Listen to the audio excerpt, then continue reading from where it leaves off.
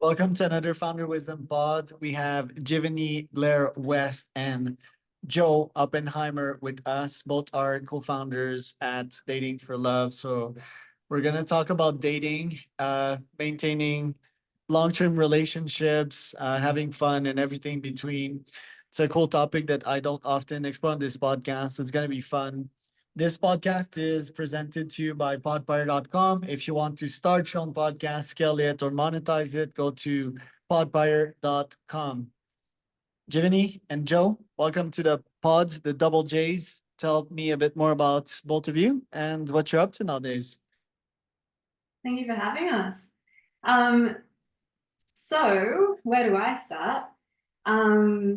I started Dating for Love about 7 or 8 years ago, or I started my work as a dating coach. And as our relationship has evolved, Joe's jumped on board. He's really been through it through the beginning with me. And it really came from a place of having my own heart broken and wanting to figure out dating and relationships and really throwing myself into the deep end and reflecting on all of these experiences and how do I get the relationship that I really want and taking a good hard look at myself along the way. I've also been very lucky to have grown up in a family where my parents are relationship therapists. And so they've really, in some ways, influenced my journey in this direction. But I will say too, at the same time, it's funny growing up, you can have parents who have the most interesting jobs or an incredible resource. But of course, in your 20s, you don't want to listen to them. You don't want to have a piece of it. So I spent a lot of my 20s trying to figure it out on my own before I realized that there's more pieces to the puzzle that could actually be gained from them and also from seeking other mentors to help me in this space. And that's really what's brought us here to today, almost 8 years later, working with singles as a husband and wife coaching team. Yeah, that's it. So we're the JJ, you're the CC, obviously, Charles Collier. It's nice to meet another alliterative guy, going around. But yeah, I can just say, just to jump in that, I've been very passionate about relationships my whole life. I actually grew up on a farm, so that was a little bit separated from, the city where all the action was. So I treasured the relationships I had, but I also experienced lots of different kinds of relationships through my life, and some of them better than others. In fact, some weren't particularly good, and some I had to learn a lot myself to actually learn how to become a better partner and to create better relationships. And I think having experienced that and sort of experienced what kind of relationship I don't want, it's really helped inform as well what kind of relationship I do want. So then when we met each other, I think we both we were ready. We'd sort of prepared for each other through our experiences, and we're ready to actually build and make the most of our relationship. And straight away as we got together, we were researching and reading books on relationships, and talking about coaching and how to help other people have great relationships. And that's always just been a part of our dynamic. So it made sense to start working together, and we both work to provide the best kind of coaching we can to our clients and with the qualifications we have. Jim, let's start with your heartbreak. So how did that happen? What is a heartbreak and what lessons did you learn from that? Yeah, I think one of the biggest lessons through that was not to fall in love with a fantasy. And for me, that whole journey, without giving too much away, because privacy is important, but for me through that journey, like, I had put so much onto this person. I felt like they were my soulmate. I felt like the way that we met, like it was meant to be, and that like we were the perfect match. And if only we worked a bit harder, like we could make it work. But now in hindsight, I realized just how much I was in many ways projecting onto him.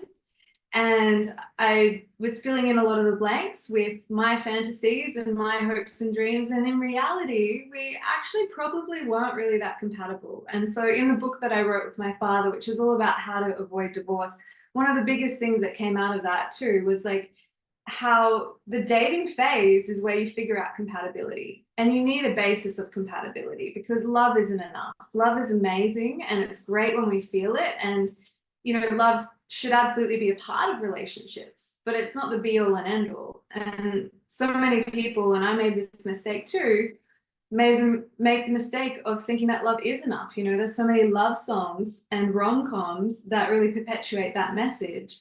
So for me, it was really a first-hand experience of how, you know, compatibility is also really important, and we need to test that. And we can only test that by showing up as our true authentic selves. You know, it's so tempting too to try and put our best foot forward, but in doing that and wearing these masks, we actually deny ourselves that opportunity to get to know if we're actually compatible with someone. How would you define compatibility? Compatibility, that's a tough word for me. Compatibility. Compatibility. It's like, So, yeah, Joe, go ahead. so compatibility can be thought of as having similarities, but also, you know, not completely having similarities, having some differences as well. But compatibility would be having some key overlapping similarities. So a key example might be having alignment on vision and values. So your vision for the future is basically how you want to roll out and live your life. This is your path for going forward. And if you do not have alignment on your vision, and you're getting into a deeper relationship with someone, it's going to lead to some conflict down the track and possibly to the breakup of the relationship. So you need some broad alignment on things like vision. Same with values. It doesn't mean you have to have a complete overlap of values or be from the same faith, but it does mean to have a broad alignment because there's going to be, again, less conflict. Those are just a couple of examples of compatibility. I'm sure you got others. I think that's the most important ones, is aligned vision and value, as you say. And it's most important that you don't have very important values to you that are competing. You know, for example, when the workaholic gets into a relationship with someone who really values relationship, there's going to be a clash there. They're going to have constant fights about you're working too much or you spend too much time with your family. And so this is what dating is about, right? Figuring out this early on so that we can avoid that future heartbreak of what's important to us and are we both headed in the same direction? Because the reality is we can fall in love with all different kinds of people. It's possible, right? But the question is, who's going to be the best match for where we want to go in life, and who's going to be able to support us and stand by us and do that without also giving up on their dreams. You know, that's the beauty of when you find that match, is like, great, we're both headed in the same direction. No one has to compromise. You know, we can do this together. Because, for example, me and my wife, I'm an entrepreneur. She's less of an entrepreneur. I'm a workaholic. She's less of that, you know, but I mean, we have our differences, but I guess the core is there. There's also the change factor. Do you imply that most people don't change over time? Because it seems to me that, yeah, I tend to change and adapt some of my philosophies to hers and vice versa. What are your thoughts on that? Yeah, 2 points I just want to pick up on that really quickly. Just going back to compatibility, it doesn't mean you have to be the same. So it sounds like in your relationship, you're compatible because you're an entrepreneur and you feel strongly about that, and you're compatible because she doesn't. So often I have clients who are like high rolling business professionals, and when they talk, I ask them to describe their ideal partner, and they basically talk about another version of themselves.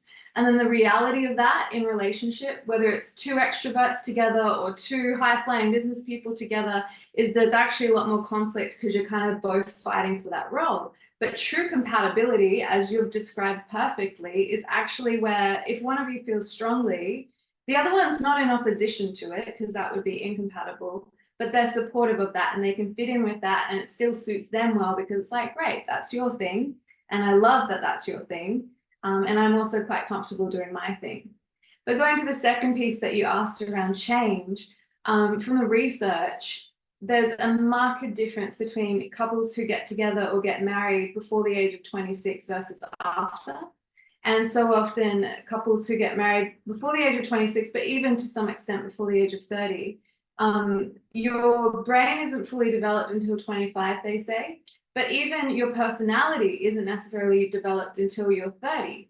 And so in terms of choosing a life partner, if you get married after 30, you have a much greater chance of picking a great match because you know who you are. and you're less likely to change in like really big fundamental life shifting ways. You still grow. I hope that everyone is still growing through the process. And I think the process of relationship is so growth inspiring because you do pick up things from your partner that make you better. That's interesting. Huh. I think that brains change a lot during adolescence. After 25, interesting. Yeah. I got married last year at 29 and I'm 30 now, but I can't say that my brain has fundamentally changed. Been an entrepreneur since like 19, so lived a lot. We traveled the world as well. That I think solidified a relationship because we used to spend a lot of time together, and traveling to contrary to the belief is quite stressful, right? Like I think that's one of the stress tests to relationship, and I want to hear more from you folks. But traveling with someone is quite a good one, isn't it? Because you get to Oh see them yeah. and outside of their comfort zone and so forth. You have other stress tests like that. Yeah, absolutely. So there are all sorts of milestones that sort of mark the journey and the progression of building a relationship. And we like to look at it through the lens of slow dating someone. So the sort of modern approach to dating is you kind of throw your bodies at each other and you see if it works. And then later you find out if you can have a relationship. And it's a little bit, maybe it seems a bit old school or it's kind of a revolutionary idea, but we like to talk about slow dating, which is, taking time to really get to know someone before you fully invest your time and energy with someone, or particularly investing your heart. So in order to test that, yeah, absolutely. Going on a trip is a time-honored way of finding out whether someone can book a trip, whether someone can show up on time to catch the bus, whether someone's going to be able to pack their suitcase on time, and what their idea of a holiday is. So absolutely a good road test. And there are a ton of other milestones that sit around that. So for example, early on in the relationship, introducing them to your friends, that is such a great litmus test because your friends are going to tell you what they think. And they're also they want what's best for you. They're actually looking out for you. So they're like another pair of eyes to sort of check out this person and get a sense, so getting your friends to meet them, eventually. Too often people leave that like way too late too. Yeah. They're like waiting until it's a sure thing or until they can introduce their potential partner as their new partner. Where really our philosophy is you want to bring your friends in as soon as possible because seeing your new date interact with your friends is going to give you so much information, and then also seeing what your friends think about them, your friends who know you well and who have your best interests at heart is really important to get their perspective. Yet so often today people are dating in a silo, they're going off to date behind closed doors, and then they're trying to figure it out by like retelling what happened to their friends who have never met this person, and there's so much information missing. So yeah, meeting friends, meeting family as well. There reaches a point in the relationship where it's time to introduce them to your family. That's another good milestone. There are other ones, eventually around, sharing space and cohabiting. So when that does happen, that also can give you a lot of information about that compatibility on a practical level. Do they clean up the dishes often enough for you to retain your sanity? That's the real question. Quite interesting. I saw your wedding, I think it was 2 years ago. I'm almost about to celebrate my first year anniversary. So what did the wedding mean to you folks, and why did you do it? I think our wedding was 3 years ago now. Well, it would have been 4, except COVID happened in 2020, and we had a few different attempts. We actually had to book 5 different honeymoons. So I guess that was a test of our planning skills. But so we actually celebrated a few times. We moved at around the time we were getting engaged, and so we had a love ceremony with all of our friends, sort of like an engagement celebration with all of our extended community in the place we were leaving down in Melbourne in the south of Australia. And we moved up here to Queensland. We also had a couple other engagement parties and then got married. Our ceremony was about expressing our vows to each other, what we wanted our relationship to be. And we took time to sort of to do it consciously in front of all of our community. But it meant so much more to us, the fact that we had already attempted multiple times to have it, and then finally to be able to get everyone together in person to celebrate was amazing. I think there's a lot of shit said about weddings these days. Like probably only 50% of my friends want to get married or see marriage as like a valuable thing. But to us, I think we really see the value in making a commitment, especially in front of your family and friends, because the reality of relationships is that there's going to be days in which you're not in love with your partner, certainly not to the extent that when you're in the honeymoon phase, right? There's going to be hard times and challenges, but the commitment piece is really what makes it, a fulfilling journey in the end. And that like rhythm of, sure, there are bumps along the road, but then reconnecting. And we all know the power too of making a commitment in front of people, in front of witnesses, right? It solidifies our intention. And so I think our wedding was a celebration of that.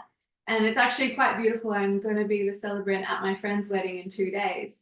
And so I've been helping her with putting together the ceremony and the vows. And I actually picked out our vows the other day and had another look at them. And it was really beautiful to see that we are living up to those vows. And yeah, well, not all, hopefully. But I want to also add, while we're talking about commitment, because it's such a big topic, is that marriage in a sense has fallen out of favor in society today. And when we ask when we ask people, when we survey them, like you said, around 50-50 think that marriage is important or meaningful for having a long-term relationship for kids. So people are quite happy these days not to get married.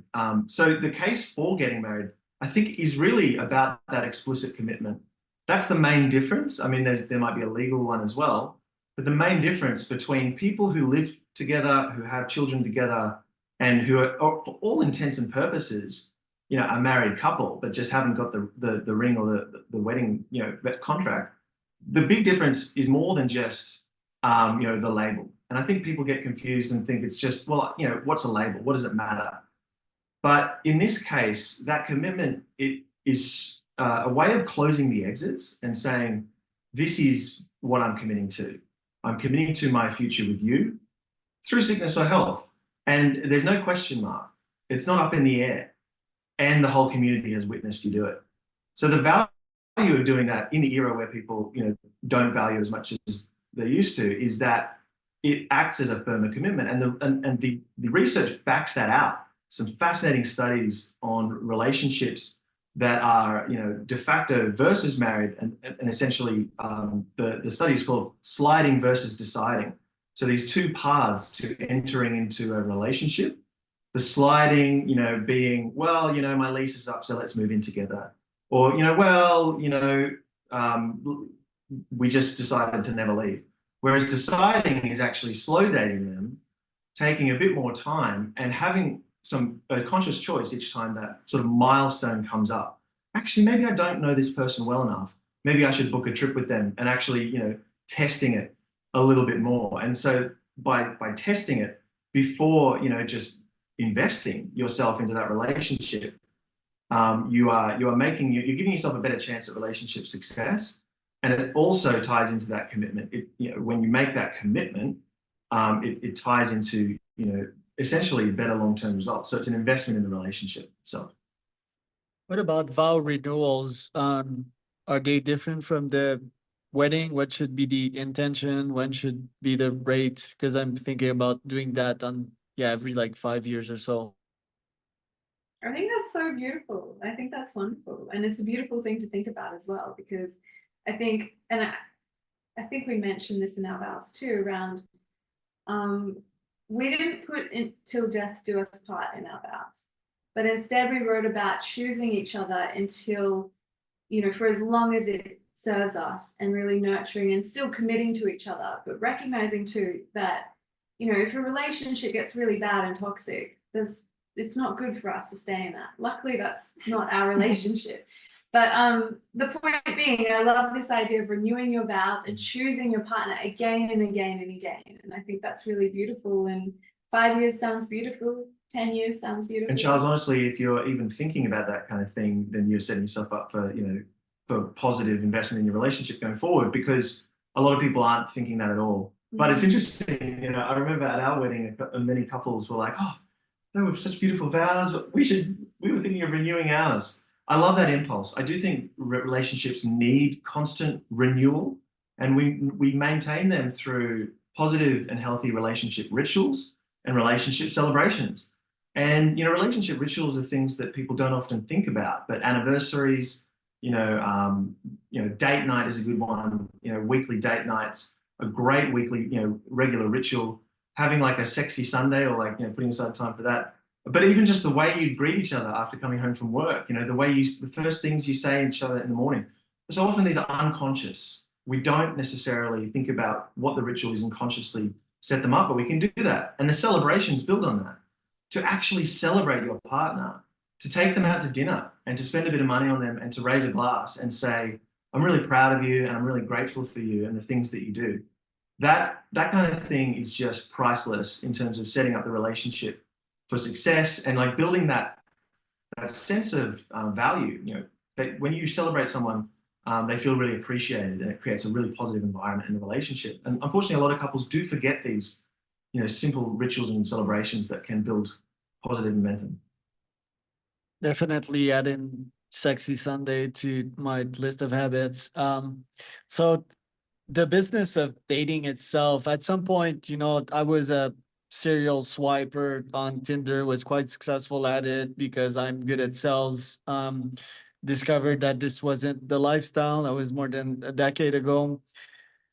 But I thought like, oh, I can start a business out of that. I can help people get more matches and saying the right thing and so forth. Then I thought like, yeah, I don't want to feed that culture of, serial swiping. I don't think it's any beneficial for the world to do that. So I didn't pull the trigger on that one.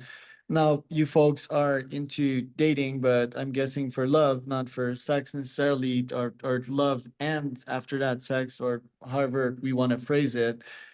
What are the downsides to running a dating business? Do you often get tired? Do you often see the same old patterns, or is it like a forever fun type of business? So as a business that's constantly growing, we're always closely looking at how we can reach out to people and solve the kinds of problems that singles are going through, people in relationships, building products that are really framed around that. Our key products being coaching, and we have some great systems for coaching and for building our giving people access to our systems. We're also in a point of, experimenting with different ways of putting ourselves out there. Google search, have optimized things like our SEO and our website. Jiveny's done a lot of the visual and branding and the website material, which is, all thanks to her for that fantastic presence. I think the biggest challenges are there's so much crappy dating advice out there and so many people parroting things, and especially on TikTok. I don't actually spend a lot of time on TikTok, but the stuff that pops up and the stuff that people send me or that clients show me that they've found is just like really misleading and really shallow. And something that we really set out to do with our approach to dating coaching is make this distinction. Yes, the business is called Dating for Love because we want to separate ourselves from people who are just dating for sex. And there's nothing necessarily wrong with that, except we want to speak to the people who want a life partner and who are ready for that stage in their lives. And then the second distinction that we make too is this difference between superficial attraction versus sustainable attraction. And so many people are going about trying to attract the love of their life through superficial means. And it's not working because it's not long lasting and it requires a lot of effort for very little return. Whereas our approach is more about sustainable attraction, which is more about the energetics. It's less about how you look and trying to compete. Like to a degree, presentation can be important, like a baseline of that. You need to, show that you can take care of yourself. But the deeper issues around like energetically, how do we show up and what do we value and how do we communicate well? And all of these relationship skills are severely lacking in the current, pop dialogue of dating. And so that's something that we really set out to do is, create a basis for education in that space. And so we have a bunch of online courses, which the people who have done it have given us such great feedback and got into relationships just from doing the courses. But probably the hardest kind of bias that we're up against is people feel that they want to do one-to-one coaching above all else, and that a course can't help them. And I can understand the skepticism. I know that there's like online course fatigue since coaching, and there is a lot of bad advice out there.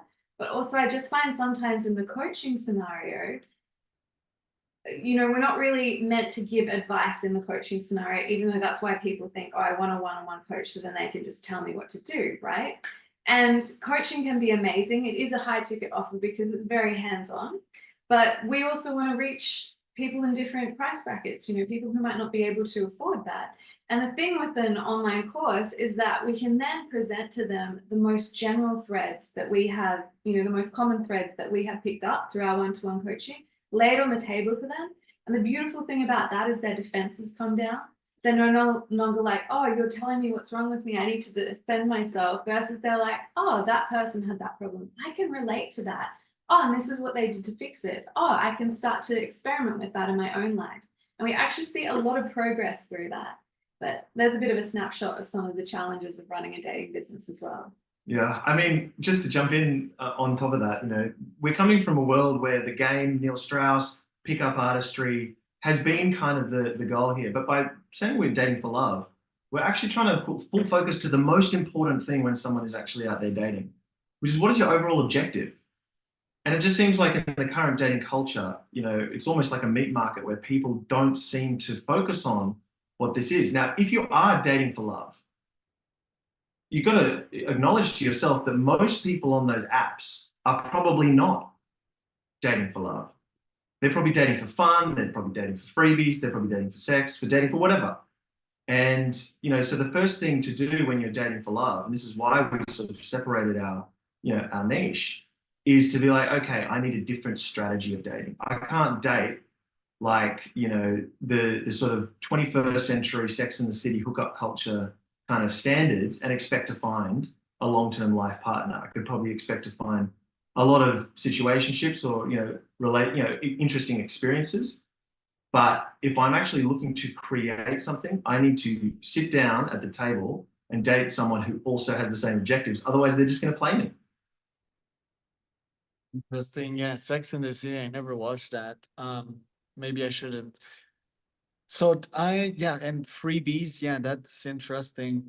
It's true that yeah, some girls specifically were trying to date me for yeah, all the restaurant outings and so forth.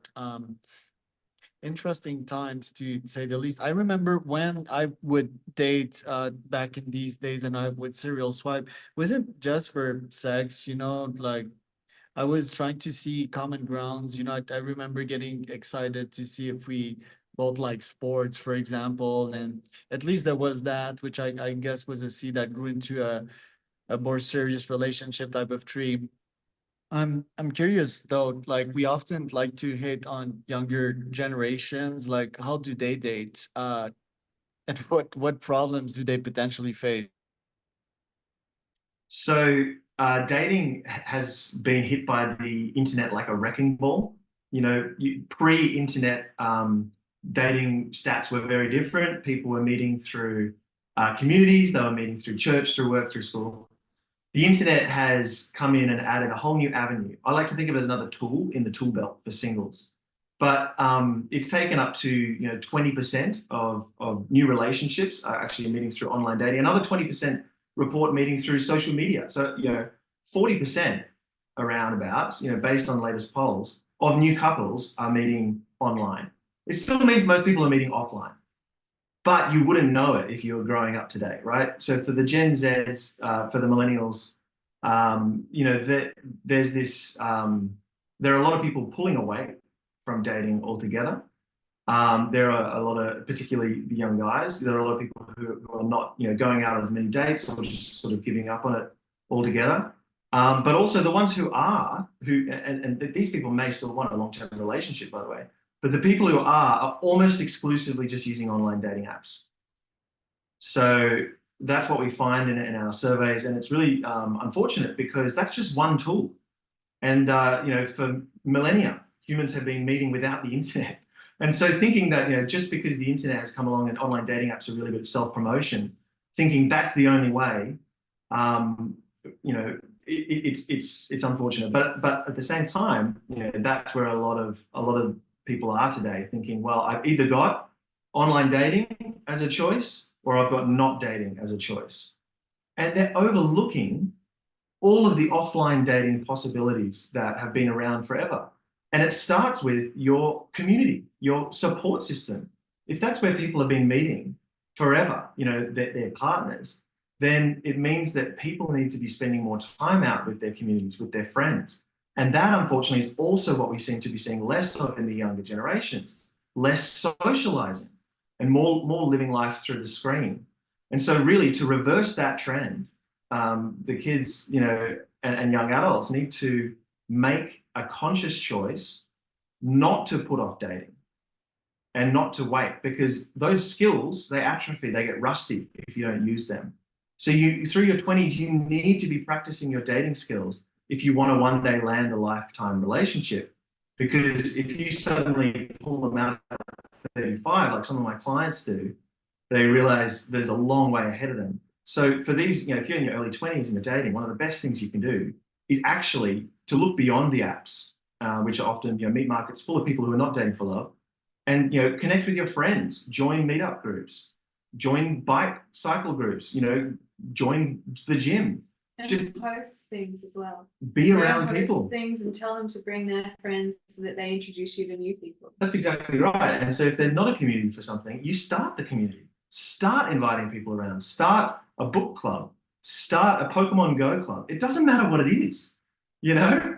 Just get a bunch of people, because then the magic happens. This is the magic of biology, pheromones. You just start hanging out with people, you start connecting with people, and often your friends are going to be your best allies when you're scouting potential partners, because they like you, they like similar things to you, they're looking out for your best interests. Right. Where can people find out more about both of you? So you can visit us at datingforlove.com. We also are on Instagram at Dating for love, but there's a little dot between each word. dating.for.love. There you go. But datingforlove.com, and you can reach out to us. Love to hear from anyone who's got any questions about the future of dating. We didn't even touch on AI girlfriends. Maybe we save that for next time, Charles. Next time.